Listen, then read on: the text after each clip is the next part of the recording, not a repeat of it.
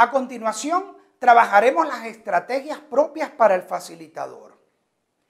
Las alternativas que se presentan a continuación pueden ser usadas de acuerdo a la situación y tienen la intención de enriquecer el repertorio propio de cada facilitador. Primero, formule la pregunta y espere. Adopte una actitud de comprensión. Dirija la misma pregunta a varios participantes. Formule la pregunta al grupo. Espere 3 a 5 minutos. Luego pida a algún participante que responda. Pida voluntarios y señale no voluntarios para mantener alerta a todo el grupo. Adopte una actitud de comprensión y ayuda ante las respuestas incorrectas. Dirija la misma pregunta a varios participantes. ¿Recuerdan? Esto hace referencia a la redirección. Otras estrategias. Maneje las respuestas en un nivel individual y grupal, propiciando la interacción y la interdependencia. Formule con frecuencia preguntas de alto índice de dificultad, las cuales inducen al participante procesos de elevado nivel cognitivo.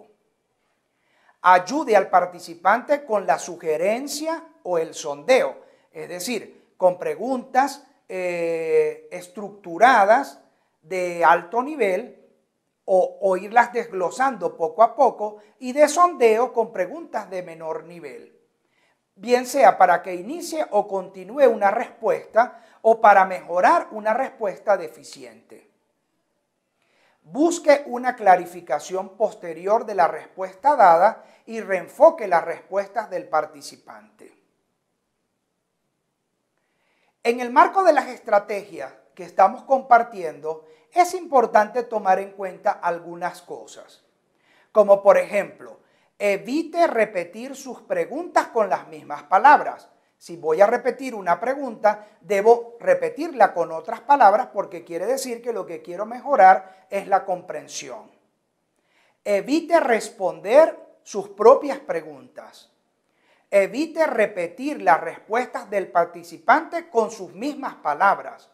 Es decir, si yo quiero repetir a manera de refuerzo lo que ha dicho un participante, puedo modificar la forma como lo ha dicho.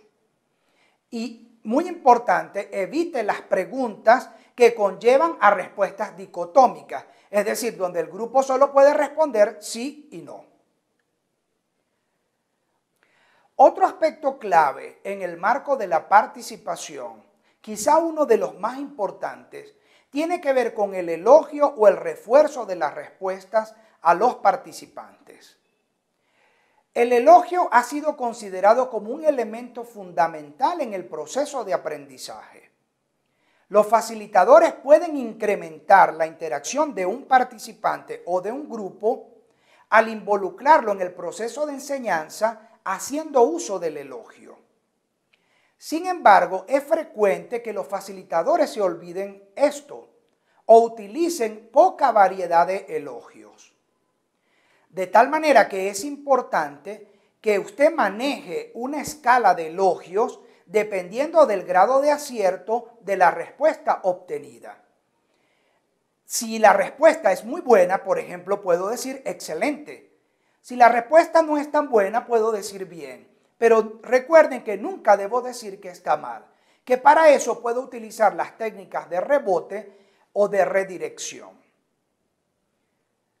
Los propósitos del elogio son fundamentalmente incrementar la interacción del participante, involucrarle activamente en la dinámica, reforzar su participación, brindar una imagen positiva de él como participante, aumentar los comportamientos favorables y reducir actitudes negativas.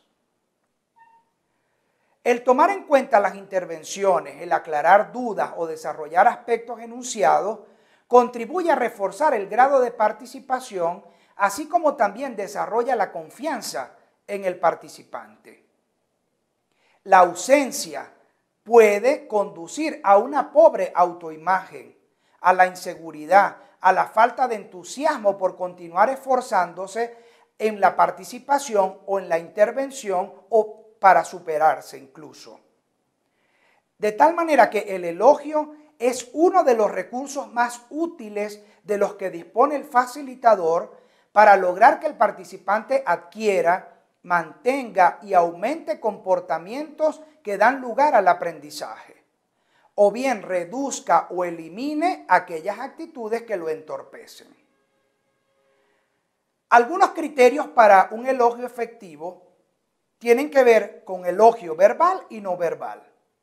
Es decir, combinación de frases o palabras estimulantes y gestos de aprobación como sonrisas o contacto visual.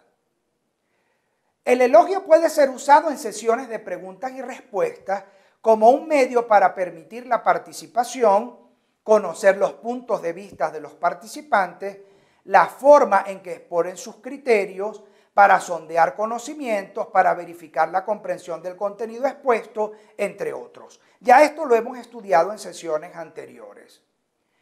Y el elogio puede ser verbal, es decir, puedo usar frases estimulantes, o bien no verbal, con gestos de aprobación, sonrisas, etc. Generalmente, el elogio es una combinación de esto. No necesito continuamente estarle diciendo al estudiante excelente, excelente, muy bien, sino que a veces algún gesto de reconocimiento a lo que ha dicho es suficiente. Vamos ahora a una técnica importantísima que tiene que ver con la retroalimentación y que es alternativa al elogio.